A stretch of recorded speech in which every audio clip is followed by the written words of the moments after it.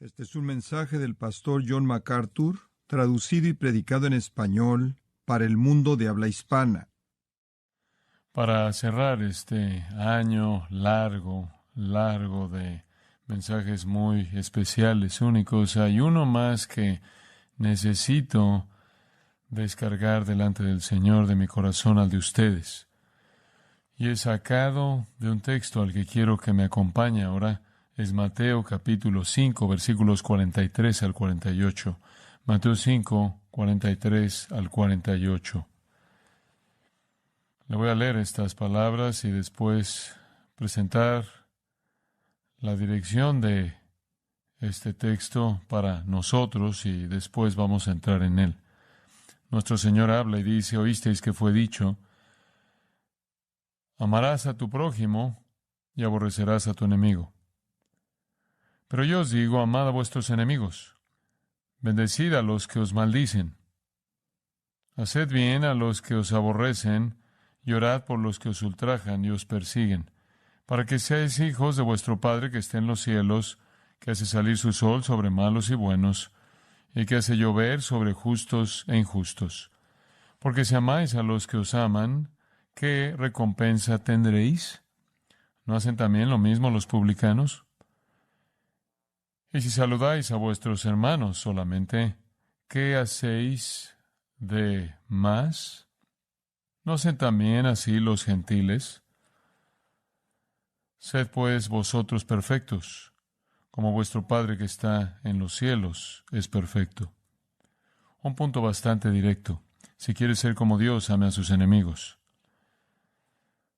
Supongo que a lo largo de mi vida y la de usted, no hemos tenido tantos enemigos agresivos como los tenemos en la actualidad, a todo nivel. El reino de las tinieblas se ha vuelto más hostil que nunca, hostil a la luz, hostil al Evangelio, hostil a Cristo, hostil a la iglesia, hostil a la verdad.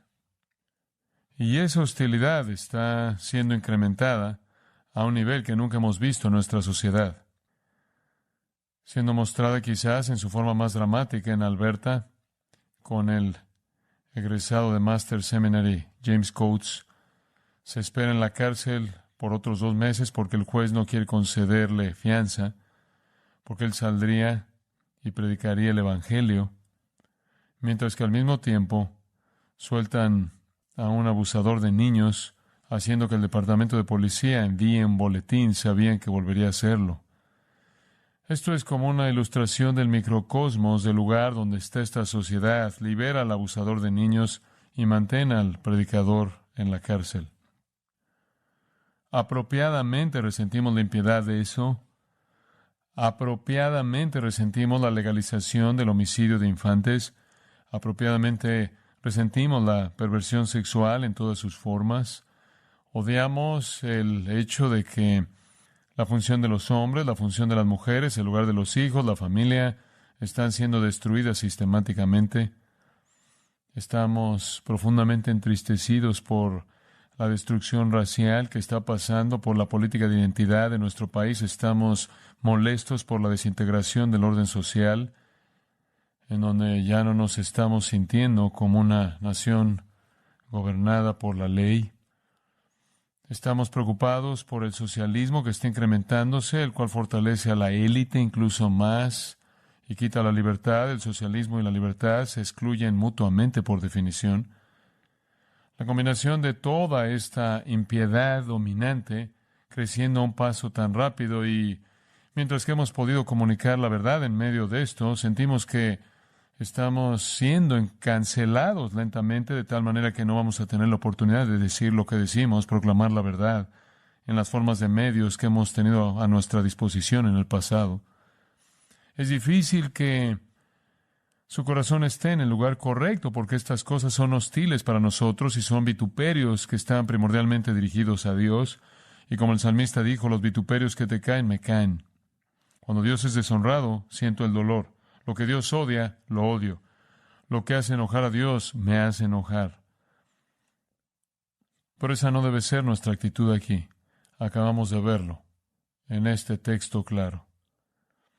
Debemos ser como Dios al amar a nuestros enemigos.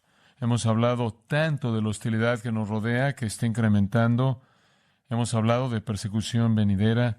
Hemos hablado de la criminalización de la justicia y la legalización de la injusticia. Hemos hablado de un mundo siendo volteado de cabeza. Necesitamos oír el mensaje de este texto. Ahora, esto es del Sermón del Monte, y hay 6 contrastes comenzando en el versículo 21. Jesús le está hablando a los judíos y Él está reconociendo que han sido enseñados ciertas cosas por parte de sus escribas y sus fariseos y rabinos, pero son inconsistentes con lo que Dios quiere que sepan, y entonces usted tiene 6 veces en este pequeño par, comenzando en el versículo 21, oísteis que fue dicho, versículo 22, pero yo os digo. Versículo 27, oísteis que fue dicho, pero yo os digo. Versículo 31, fue dicho, pero yo os digo. Versículo 33, habéis oído. Versículo 34, pero yo os digo. Versículo 38, oísteis que fue dicho, pero yo os digo. Y después, finalmente, en el versículo 43, oísteis que fue dicho, pero yo os digo. El Señor está haciendo un contraste fuerte entre lo que Él manda y lo que existe en la forma tradicional apóstata del judaísmo. Nuestro Señor está atacando el judaísmo corrupto. Se dará cuenta en su Biblia, con mucha probabilidad, que cada vez que Jesús dice oísteis, hay una afirmación que en algunas versiones está en mayúsculas, lo cual significa que es tomada del Antiguo Testamento. No era que ignoraban el Antiguo Testamento. Cada una de esas tiene una referencia a un texto del Antiguo Testamento. Habían construido sus sistemas sobre un texto del Antiguo Testamento. El problema de nuestro Señor con ellos era que era demasiado superficial. Todo estaba en el exterior. Cuando Dios mandó no matar, Él también encerró en ese mandato no odiar. Cuando Dios mandó no cometer adulterio, encerrado en ese mandato está ni siquiera ver una mujer para codiciarla, o ha cometido adulterio en su corazón.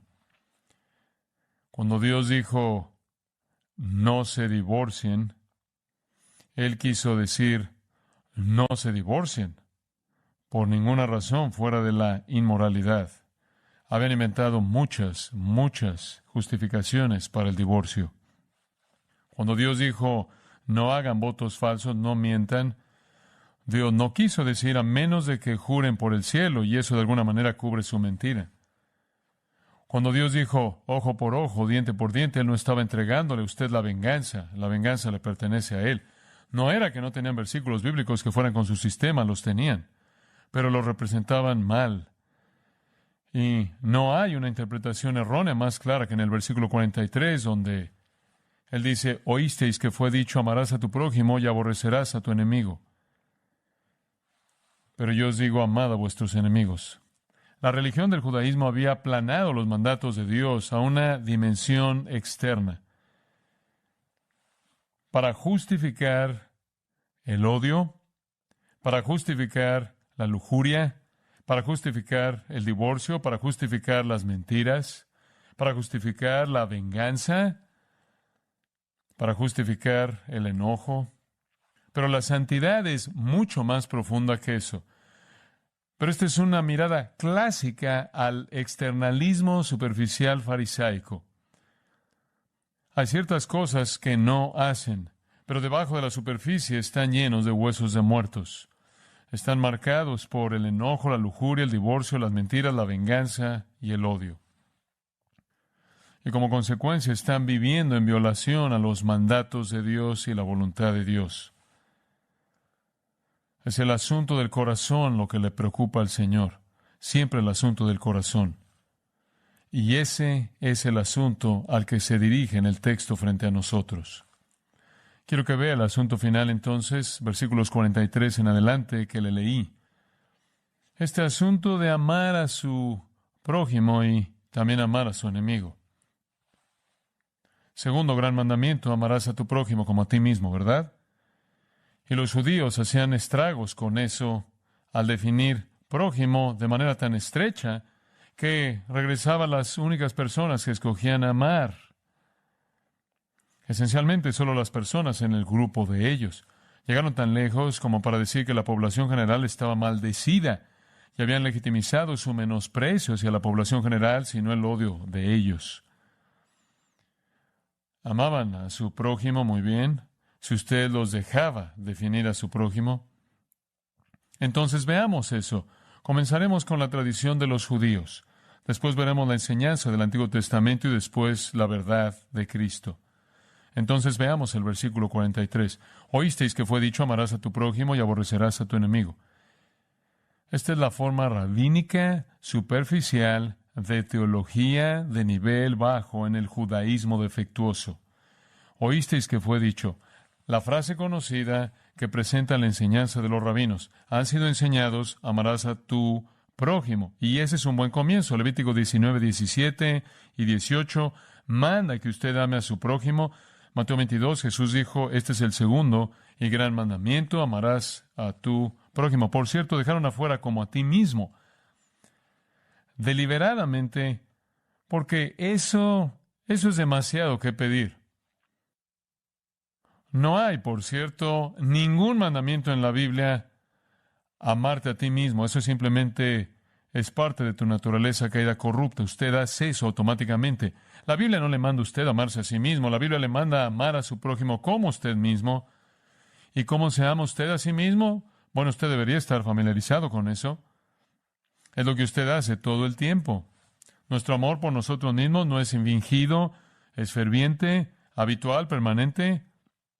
Tiene que ver con todas nuestras necesidades, todos nuestros deseos, todos nuestros intereses, todos nuestros deseos, todas nuestras esperanzas, todas nuestras ambiciones. Nos motiva a hacer todo lo que sea posible por asegurar nuestra propia felicidad, bienestar, satisfacción, comodidad e intereses. Busca nuestro propio placer y satisfacción. No conoce el límite en el esfuerzo y asegura todo esto y protección de cualquier daño. Y por cierto, nuestro amor por nosotros mismos es muy perdonador. ¿Se ha dado cuenta? Es una persona única a la que ama a su prójimo de esa manera. Entonces, inmediatamente enfrentamos la realidad de que no amamos al Señor Dios con todo nuestro corazón, alma, mente y fuerzas, el cual es el primer mandamiento, entonces quedamos cortos ahí. Y ciertamente no amamos a nuestro prójimo como a nosotros mismos, entonces nos quedamos cortos ahí. Y como consecuencia, todos estamos bajo castigo divino. Usted puede tomar la ley en sus partes diferentes, o puede reducirla a 10 mandamientos, o puede reducirla a 2 mandamientos, y sea como sea que la vea, nos quedamos cortos. Los judíos justificaron el hecho de que odiaban a sus enemigos al añadir, amarás a tu prójimo y aborrecerás a tu enemigo. Ahora, eso es después de que ya habían definido estrechamente prójimo. Prójimo era otro judío en su grupo. No publicanos, no la chusma, como mencioné, Juan 7:47 al 49, dice que maldecían a la chusma, la población judía en general. Su definición estrecha de prójimo era alguien en su grupo. Y al resto de la gente que estaba fuera de ese grupo altamente definido, ellos tenían un derecho de odiar. Ignoraron convenientemente, mientras que estaban viendo Levítico 19, 17, 18, que dice, amarás a tu prójimo como a ti mismo, convenientemente ignoraron el versículo 34, que dice, como un natural de vosotros tendréis al extranjero que mora entre vosotros, y lo amarás como a ti mismo. Eso es bastante selectivo. Tomaron los versículos 17 y 18, ignoraron el versículo 34 que dice, debes amar al extraño como a ti mismo. Ignoraron Éxodo 12:49. La misma ley será para el natural y para el extranjero que habitare entre vosotros. Usted no tiene el derecho de ser exigente al escoger, pero este odio de cualquier persona fuera del grupo se había desarrollado en algunas maneras muy sofisticadas. Había una de las sectas conocidas del judaísmo llamada los esenos. Era una especie de secta monástica, vivían junto al Mar Muerto. Allí es en donde se originaron los rollos del Mar Muerto. Y los esenos dicen cosas como esta, y esto es de su enseñanza. Ama a todos los que Dios ha escogido y odia a todos los que Él ha rechazado. ama a todos los hijos de luz, cada uno conforme a su suerte en la comunidad de Dios, y odia a todos los hijos de las tinieblas. Los levitas maldicen a todos los hijos de Belial. ¿Y quiénes son los hijos de Belial? No escenos. Entonces, si no estás en nuestro grupo, estás maldecido. Y esto era visto como un nivel de justicia que probaba que realmente conocían la mente y el corazón de Dios, por lo menos para ellos. Entonces, en la tradición, en lo que habían desarrollado en el judaísmo, el mandamiento amar a tu prójimo se volvió una licencia para odiar. Una de las máximas de los fariseos, voy a citar, si un judío ve a un gentil caído en el mar, de ninguna manera lo levante de ahí, porque escrito está, no te levantarás contra la sangre de tu prójimo, pero este hombre no es tu prójimo.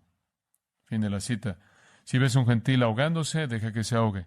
Tienes el derecho de ser indiferente. No es sorprendente entonces que los romanos acusaron a los judíos de odiar a la humanidad. Entonces eran muy selectivos al escoger textos del Antiguo Testamento para evitar lo que Dios de hecho dijo que era amar a todo mundo como te amas a ti mismo. ¿Qué es lo que el Antiguo Testamento en realidad enseña?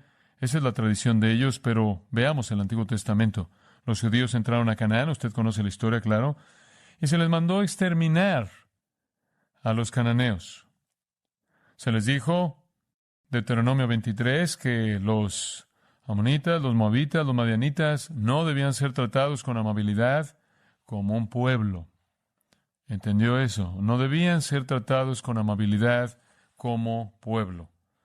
De hecho, debían ser ejecutados. Y usted diría, leyendo los salmos imprecatorios, parece como si el odio de Dios hacia la gente es severo. ¿Por qué está mal para nosotros? Por ejemplo, en el Salmo 69, versículo 22. Esto es lo que el salmista ora. Sea su convite, hablando de sus enemigos, sea su convite delante de ellos por lazo, y lo que es para bien por tropiezo. Sean oscurecidos sus ojos para que no vean y haz temblar continuamente sus lomos. Derrama sobre ellos tu ira, y el furor de tu enojo los alcance. Sea su palacio asolado, en sus tiendas no haya morador, porque persiguieron al que tú heriste y cuentan el dolor de los que tú llagaste. Pon maldad sobre su maldad, y no entren en tu justicia. Sean raídos del libro de los vivientes, y no sean escritos entre los justos. Wow, bastante severo. ¿Qué es eso? Ese es un salmista afirmando el diseño divino de Dios de pelear contra las naciones que amenazaron a Israel. Las guerras de Israel fueron las únicas guerras santas en la historia. Las únicas guerras santas en la historia autorizadas por Dios como actos de juicio. Dios no retiene el juicio, Él ahogó al mundo entero. ¿No es cierto? En los días de Noé. El Antiguo Testamento está lleno de muchos juicios. Y las guerras de Israel no fueron actos de venganza personal por parte del pueblo judío. Fueron mandatos de Dios para que el juicio cayera sobre esas naciones que rodeaban a Israel, lo cual mostró ser una amenaza mortal. Dios es el único que puede mandar eso, porque la venganza le pertenece al Señor. Yo daré el pago. Solo por mandato divino puede un salmo imprecatorio ser orado sobre la cabeza de un enemigo de Israel. Por cierto, no existe una oración imprecatoria como tal en el Nuevo Testamento.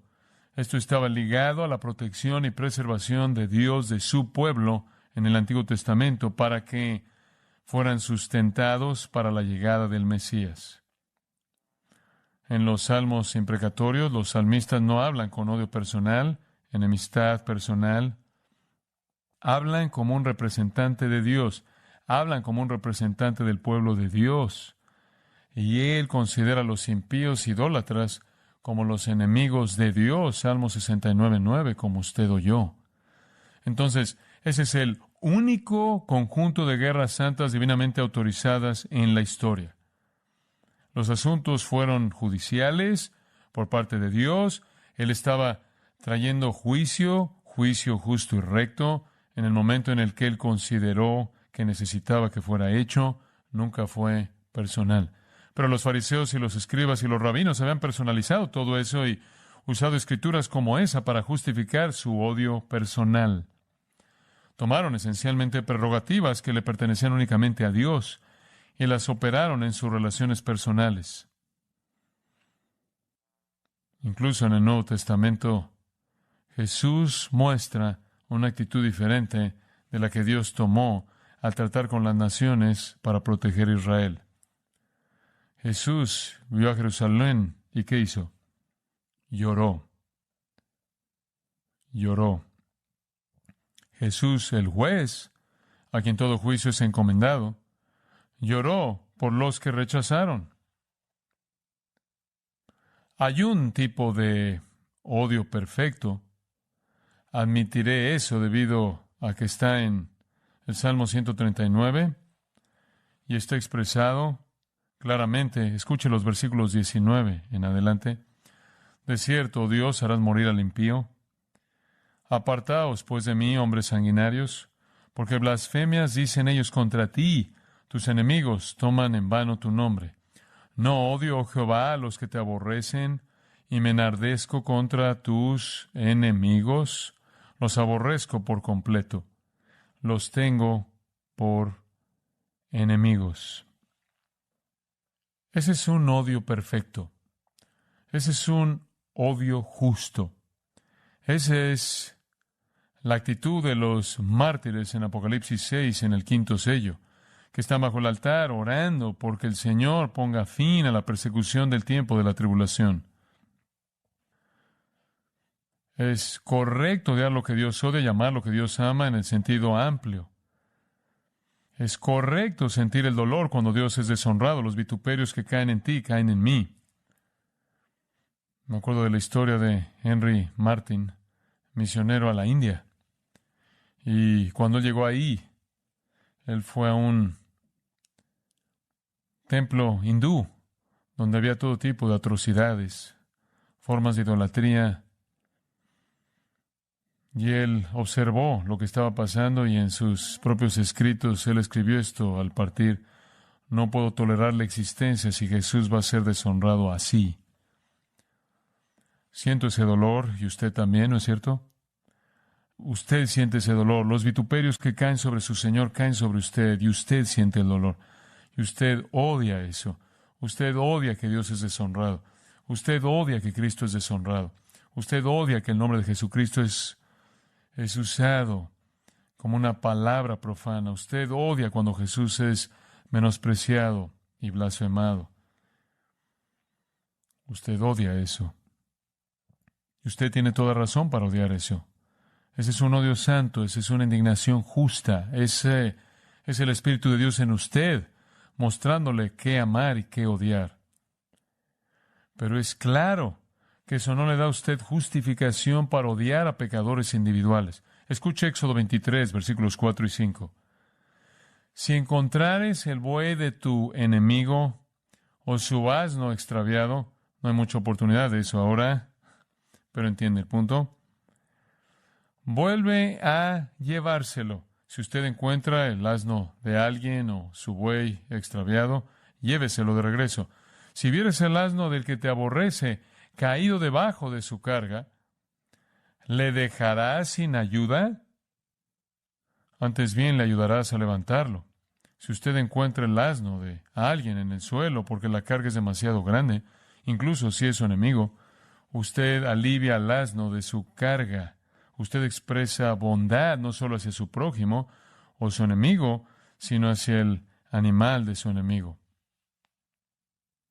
Creo que hay un par de ilustraciones realmente vívidas de esto. Usted recuerda la historia en 1 Samuel 24, cuando David fue a la cueva, misma cueva donde estaba Saúl, y Saúl estaba tratando de encontrar una manera de matar a David, y David se estaba escondiendo en la misma cueva en la que estaba Saúl, y Saúl estaba en la cueva, la Biblia dice, cubriéndose los pies, y David pudo haberlo matado.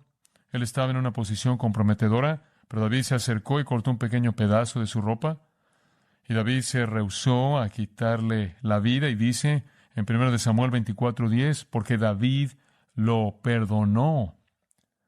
Lo perdonó.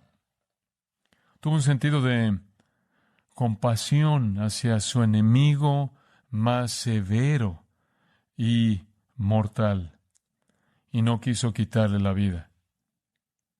Estuvo Simei en 2 de Samuel 16, que empezó a maldecir a David. La gente dijo, dile que pare, y David dijo, no, déjalo maldecir.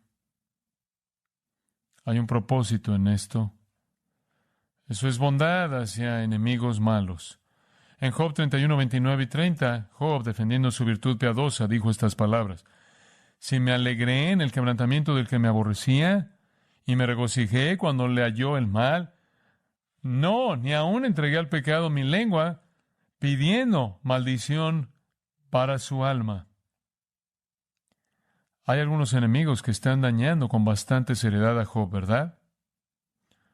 No pedí maldición para su alma. Proverbios 25, 21.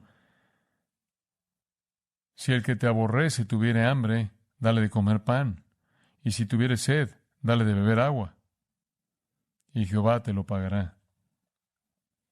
Entonces, hay suficiente información en el Antiguo Testamento para separar actitud personal hacia enemigos de acciones judiciales por parte de Dios contra naciones que eran una amenaza para su propósito redentor.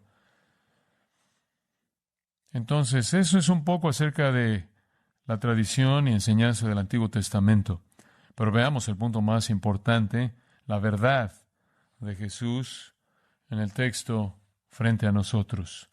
Nuestro Señor va a corregir su interpretación equivocada de la voluntad de Dios con 3 principios en secuencia que corrigen este entendimiento equivocado. Están en secuencia y en ascenso. Ama a tus enemigos, ora por tus perseguidores, manifiesta que eres hijo. Entonces veamos el versículo 44. Ama a tus enemigos. Pero yo os digo, amad a vuestros enemigos.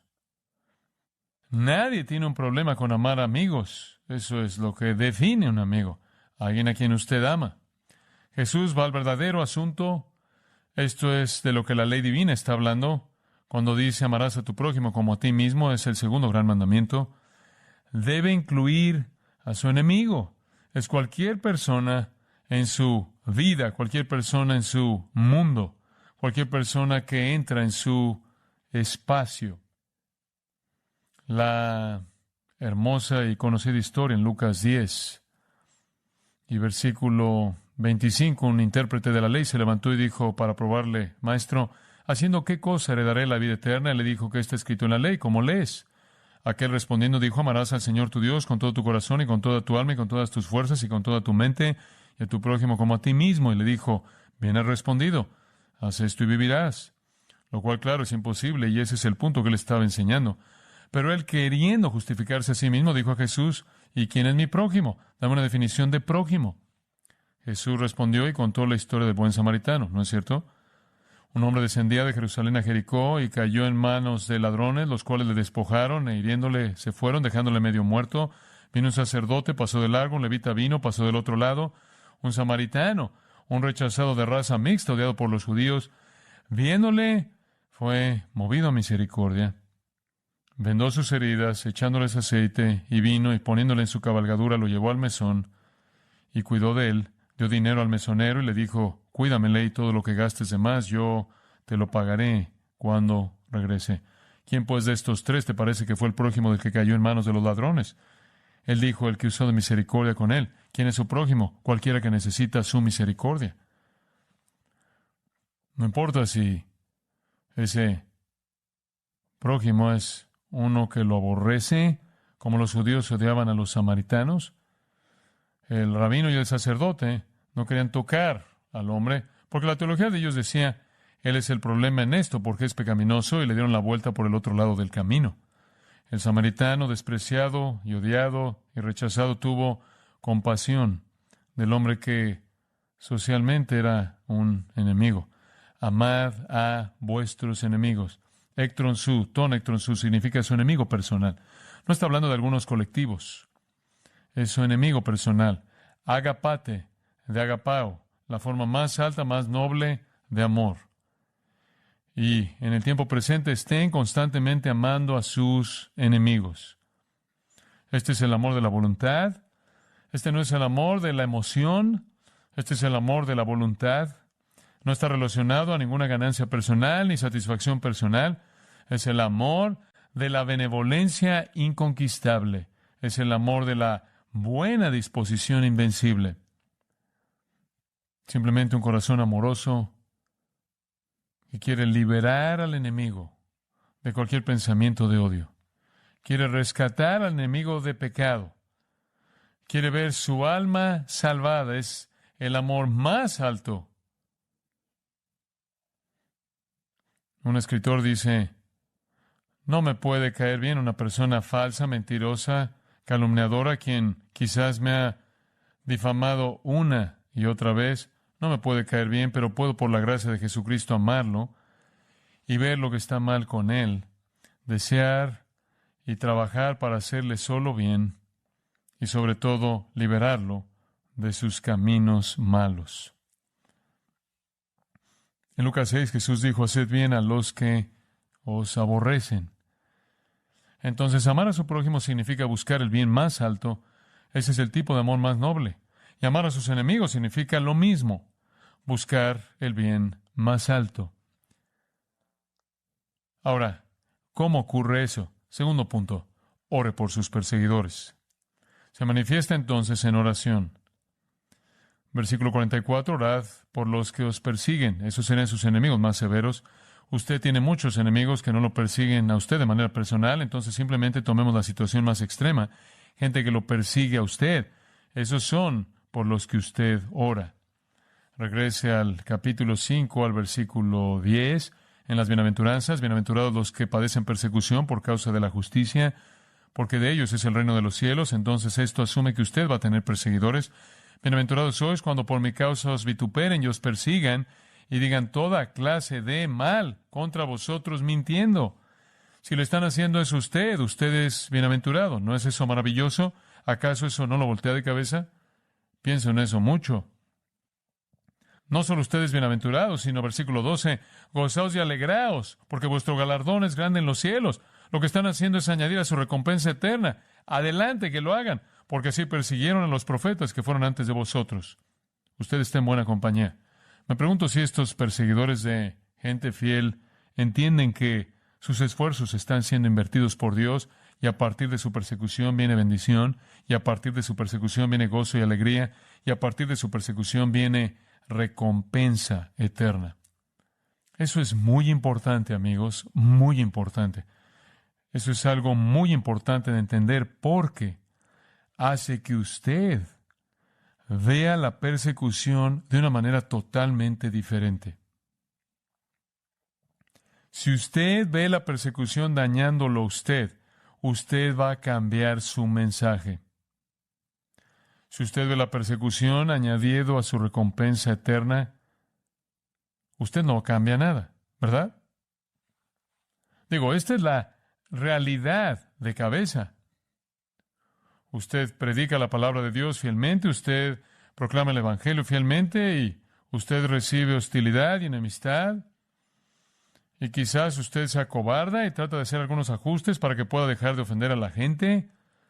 Digo, si usted es un predicador, usted quita las ofensas del mensaje y como consecuencia, usted pierde la bendición, la alegría, el gozo y la recompensa eterna que viene con la fidelidad que enfrenta la persecución. Pero no es solo una esperanza pasiva de recompensa eterna lo que es la respuesta correcta. Hay un tercer punto aquí. Usted no solo ora por aquellos que lo persiguen, usted va más allá de eso.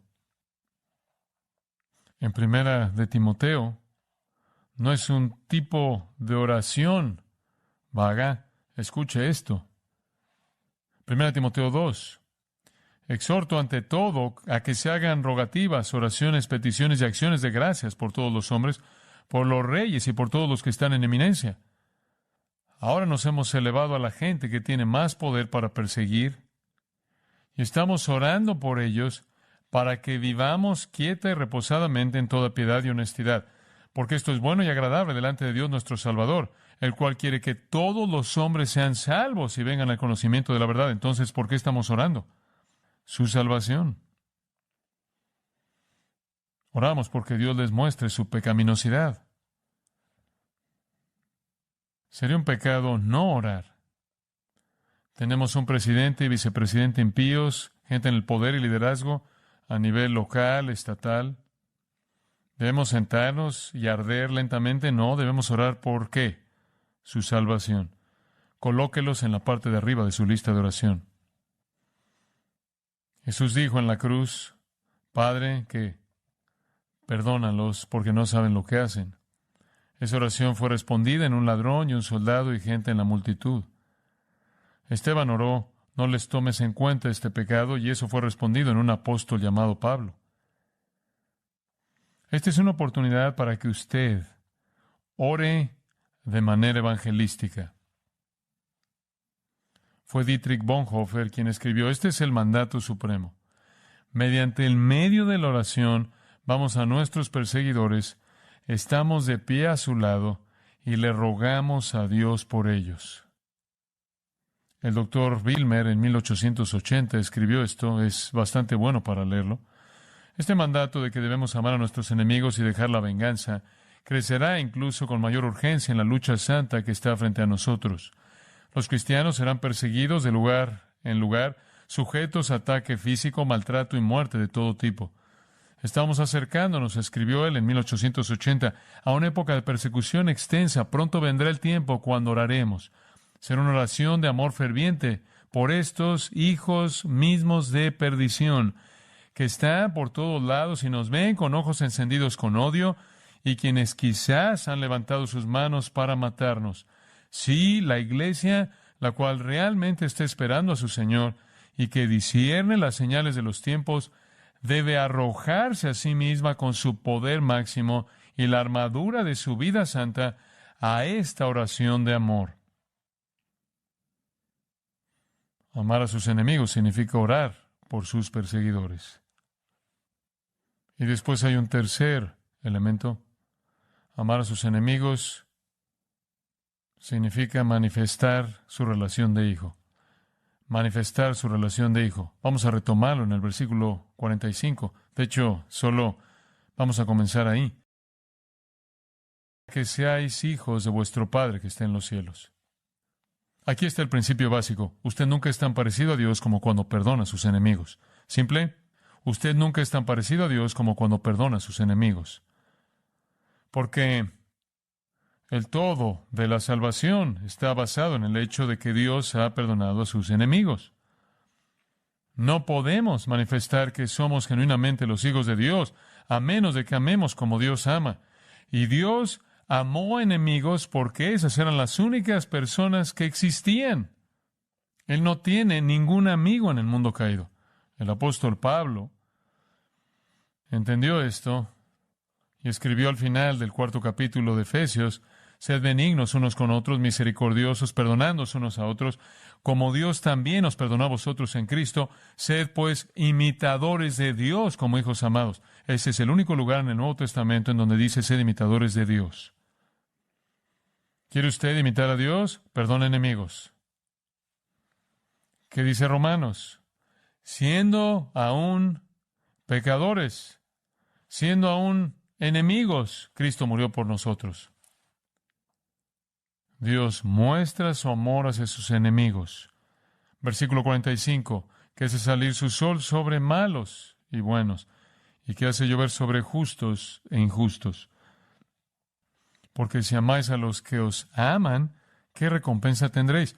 ¿No hacen también lo mismo los publicanos? Y si saludáis a vuestros hermanos solamente, ¿qué hacéis de más? ¿No hacen también así los gentiles? Sed pues vosotros perfectos, como vuestro Padre que está en los cielos es perfecto, y eso significa que usted debe amar como Él ama. Es claro que Dios ama a gente buena y a gente mala, y lo muestra al mostrar favor y bondad temporales a ellos. Así que la lluvia caiga sobre los malos y los buenos, los justos y los injustos, que el sol brille sobre ellos. El Salmo 145 dice, los ojos de todos esperan en ti, y tú les das su comida a su tiempo. Abres tu mano y colmas de bendición a todo ser viviente. Dios alimenta al mundo entero. En Lucas 6 encontramos otro principio de esto. Lucas 6, versículo 27. Pero a vosotros los que oís os digo, amad a vuestros enemigos, haced bien a los que os aborrecen, bendecid a los que os maldicen, y orad por los que os calumnian. Al que te hiera en una mejilla, preséntale también la otra, y al que te quite la capa, ni aun la túnica le niegues. A cualquiera que te pida, dale, y al que tome lo que es tuyo, no pidas que te lo devuelva. Y como queréis que hagan los hombres con vosotros, así también haced vosotros con ellos, porque si amáis a los que os aman, ¿qué mérito tenéis? Porque también los pecadores aman a los que los aman, y si hacéis bien a los que os hacen bien, ¿qué mérito tenéis? Porque también los pecadores hacen lo mismo, y si prestáis a aquellos de quienes esperáis recibir, ¿qué mérito tenéis? Porque también los pecadores prestan a los pecadores para recibir otro tanto. Amad pues a vuestros enemigos. ¿Y cómo? Haced bien y prestad, no esperando de ello nada, y será vuestro galardón grande, y seréis hijos del Altísimo. Porque Él es benigno para con los ingratos y malos. Sed pues misericordiosos, como también vuestro Padre es misericordioso. Esto está hablando de benevolencia general. Muestre amor a no ser egoísta. Fue Juan Calvino quien denominó esto como gracia común. Viene del amor de Dios por la humanidad. Y no está limitado a alguna definición estrecha de prójimo. El sol brilla en la gente más reprobada que odia a Dios en el mundo, y la lluvia cae también sobre ellos. Si usted quiere amar como Dios ama, usted tiene que amar a aquellos que lo aborrecen, según lo que acabamos de leer en Mateo 5. Usted tiene que amar a los que lo defraudan. Usted tiene que amar a aquellos que están afuera de su grupo social. No es suficiente simplemente amar a la gente en su grupo. Los paganos hacen eso. Y el resumen de eso, versículo 48, si usted quiere ser como Dios, ame a sus enemigos de la manera en la que Él ama enemigos. Entender la naturaleza del amor de Dios por el mundo de pecadores impíos no es fácil. Dios tiene un amor general, universal, que no discrimina, incondicional, que le extiende a todo mundo. Usted recuerda la historia del joven rico en el relato de Marcos capítulo 10. No arrepentido, rechazando a Cristo, un pecador soberbio, le dio la espalda a Cristo, y la historia termina en Marcos, pero Jesús, viéndolo, lo amó. Juan 3:16, Dios amó al mundo entero. ¿Cómo ama Dios al enemigo? Bueno, hay 4 maneras en las que Dios expresa gracia común o este amor general. Primero, bondad hacia todos. Y acabamos de leer eso: Él hace salir el sol sobre malos y buenos, y la lluvia caer sobre justos e injustos. En ese sentido, 1 Timoteo 4:10, Él es el Salvador de todos los hombres de una manera física temporal. Él no le da al pecador lo que el pecador merece. Romanos 2:4 dice que Él ejerce paciencia y longanimidad con los pecadores.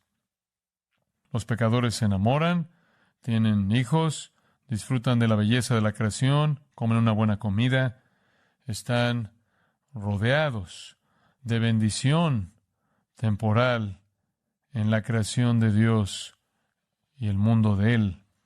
Una segunda manera en la que Dios ama a los enemigos es con compasión. Hay un sentido general de lástima. Esto no solo está en el Nuevo Testamento. Le voy a leer un pasaje, hay varios en el Antiguo Testamento, pero en Jeremías 13, versículo 15. Escuchad y oíd, no os envanezcáis, pues Jehová ha hablado. Dad gloria a Jehová, Dios vuestro, antes que haga venir tinieblas, y antes que vuestros pies tropiecen en montes de oscuridad, y esperéis luz, y os la vuelva en sombra de muerte y tinieblas. Escuche esto, versículo 17. Mas si no oyereis esto, en secreto llorará mi alma a causa de vuestra soberbia, y llorando amargamente se desharán mis ojos en lágrimas. Si usted llega a imaginar a Dios llorando por los perdidos, esto es lástima. Esto es amor no basado en el valor actual de algo, sino en el valor perdido. El amor de Dios por uno a su imagen, eternamente desfigurado. Entonces, el amor de Dios hacia todos es mostrado en esta bondad común y en compasión. En tercer lugar, en advertencia. Advertencias incesantes, advertencias constantes. Piensa en Lucas 13, en donde la historia es contada de la torre que cayó, mató a la gente, acerca de los hombres de Pilato que vinieron y rebanaron a los galileos que estaban adorando en el templo. Y la gente le preguntó a Jesús, ¿acaso estas personas eran peores que cualquier otro? Y esa es la razón por la que esta calamidad sucedió. Eso en cierta manera era teología judía. Y Jesús dijo, arrepentidos, o lo mismo te va a pasar. Las advertencias, advertencias constantes, las encontramos desde el comienzo de la Escritura hasta el final. Advertencias. El primer capítulo de Segunda de Tesalonicenses habla del Señor Jesús, versículo 7, siendo revelado desde el cielo con los ángeles de su poder en llama de fuego, para dar retribución a los que no conocieron a Dios, ni obedecen al Evangelio de nuestro Señor Jesucristo, los cuales sufrirán pena de eterna perdición, excluidos de la presencia del Señor y de la gloria de su poder. Esa es una advertencia. Esa es una advertencia. El libro de Apocalipsis está lleno de advertencias. Entonces, ¿cómo es que Dios ama a todo mundo? En bondad general, en expresiones de tristeza, lástima y compasión, en las advertencias imparables de la Escritura y de una manera final en la oferta del Evangelio. El amor general de Dios hacia la humanidad es revelado en su oferta incesante de salvación. A lo largo de la historia, pecadores en todo tiempo, en todo lugar, y Él le dijo a la iglesia que fuera por todo el mundo y predicar el Evangelio a toda criatura. El camino de la salvación ha sido presentado. Juan 1:9 dice que Cristo es la luz que alumbra a todo hombre. Jesús dijo, venid a mí, todos los que estáis trabajados y cargados. Mateo 11:28, yo os daré descanso. Mateo 22 contó una parábola acerca de personas que no vendrían los judíos y le dijo a sus discípulos, vayan a las carreteras y los caminos y llámenlos para que vengan.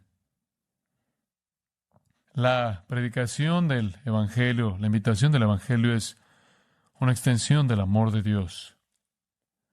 A sus enemigos después Él ofrece bondad general, bañándolos toda su vida, lástima y tristeza real por su situación penosa, advertencia y amonestación acerca del juicio devastador y eterno, y la oferta de ruego del Evangelio. Entonces, si usted quiere amar a su prójimo como Dios ama, muestre amabilidad, muestre lástima y compasión, adviértales y déles el Evangelio. Y ese pensamiento final, así es como es ser perfecto, como vuestro Padre, que está en los cielos, es perfecto. Bueno, eso no es posible. Pero esa es la meta. Esa es la meta. Usted dice que es un hijo de Dios, usted dice que es un hijo de Dios, entonces no puede odiar a sus enemigos, tiene que amarlos. Esa es la evidencia de que usted es un hijo de Dios. Esa es la evidencia de que la vida de Dios está en usted. Así es como debemos amar en el mundo. Nada corto de esto va a satisfacer a su Señor. Entonces, conforme las cosas se ponen difíciles, cada vez más difíciles, recuerde esto. Cuando la persecución venga a su camino, usted es bienaventurado. Cuando lo acusan falsamente usted, está alegre, se regocija. ¿Por qué? porque está incrementando su recompensa. ¿Dónde? En el cielo. Y eso, entonces, se vuelve incentivo para amar a sus enemigos. Inclinémonos en oración. Padre nuestro, venimos a ti al final de esta sección de la Escritura, sintiendo como si nos hemos sentado a los pies de Jesús y hemos sido enseñados. Y eso es exactamente lo que pasó. Somos tan privilegiados. Hay un sentido en el que amas a los tuyos de manera única. Tú nos amas, según Juan 13:1, hasta el final, al máximo, al límite, eternamente. Y ninguno tiene mayor amor que este, que ponga su vida por sus amigos. Te agradecemos porque pusiste tu vida por aquellos que amas de manera salvadora. Y después nos pediste que amáramos a los pecadores a nuestro alrededor, de la manera en la que nos amaste cuando todavía éramos pecadores, y Cristo murió por nosotros. Que seamos conocidos por nuestro amor, no solo por nuestro amor unos por otros, la familia, sino por nuestro amor hacia aquellos que son los enemigos más devotos, ávidos y peligrosos. Que estén en la parte de arriba de la lista para que los amemos y oremos por ellos. Oramos por los líderes de este país, oramos por el presidente, vicepresidente, senadores, congresistas, gobernadores, políticos a todo nivel. Oramos por su salvación. Eso es por lo que oramos, porque eso es por lo que nos dijiste que oráramos. Oramos, Señor, porque los salves. Nos atrevemos, Señor, a pedir que el Espíritu de Dios entre y los convenza de pecado y de justicia y de juicio, para que caigan de rodillas en penitencia y abracen a Cristo. No depende de ellos, depende de ti. Señor, pedimos que tú muestres tu gracia y salves a algunos de estos que han planeado tal hostilidad contra tu verdad. Salva a algunas personas en la cima de las corporaciones, incluyendo los grandes de la tecnología, algunos de aquellos que controlan los medios. Sálvalos, Señor, para tu gloria. Que el testimonio sea tan poderoso, la transformación de estas personas, que sea ineludible ver lo que el Evangelio puede hacer. Y habiendo dicho eso, entendemos que está presentado en la Escritura que no habrá muchos poderosos, no muchos nobles, porque tú has escogido a los bajos y a los nadies y las cosas bajas. Pero, Señor, sé glorificado en la salvación de pecadores, incluso en la salvación de líderes. Lo pedimos solo para tu honor y tu gloria. Y que seamos conocidos por nuestro amor y oraciones evangelísticas imparables por todos aquellos que son enemigos de tu verdad. Conviértelos en amigos por tu gracia y usa nuestras oraciones de esa manera.